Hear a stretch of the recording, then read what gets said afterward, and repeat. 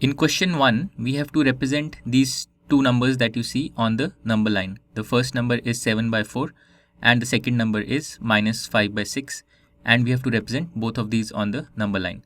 So let's start with the first part. In the first part, the number is 7 by 4. So you can think of it either as 7 into 1 by 4, or you can think of it as 1 plus 3 by 4. So 1 plus 3 by 4 also gives you 7 by 4. So you can interpret 7 by 4 in either of these two ways, and that will help you to plot this number on the number line. Now let's draw a number line. So here's the number line I'm going to use to plot 7 by 4. Now because the denominator of 7 by 4 is 4, so what we will do is we will divide each integer interval, for example between 0 and 1, between 1 and 2, and so on. We will divide each of these intervals into 4 equal parts. So if we do that, we will get these additional markings that I have drawn, which divide each integer interval into 4 equal parts. Now it's easy to plot 7 by 4. So as I said, 7 by 4 can be interpreted either as 7 times 1 by 4.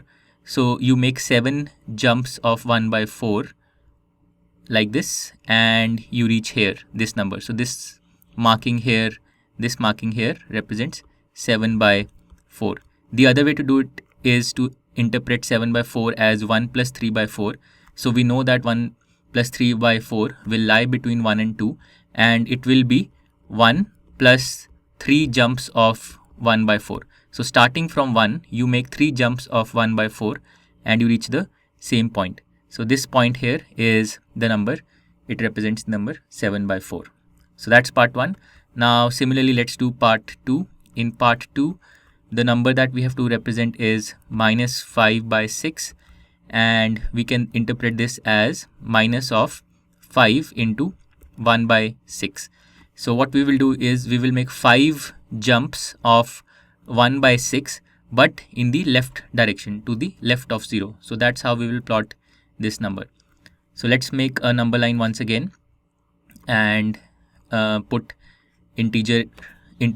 mark integers on this number line. So I have marked 0, minus 1 and minus 2. And now we see that the denominator of minus 5 by 6 is 6. So what we need to do is we need to divide each integer interval into 6 equal parts, because the denominator is 6. So when we do that, we will get these additional markings between each pair of adjacent integers, which divide each unit interval into 6 equal parts. Now to plot minus 5 by 6, we start from 0 and we make 5 jumps to the left, 5 jumps of length 1 by 6. So starting from 0, we go 1, 2, 3, 4 and 5. So this number here, this number represents minus 5 by 6. So this is how you can solve question number 1. To learn more about how QMath can help you crack school and board exams, explore QMath Leap, a live online classroom program run by highly experienced and committed teachers.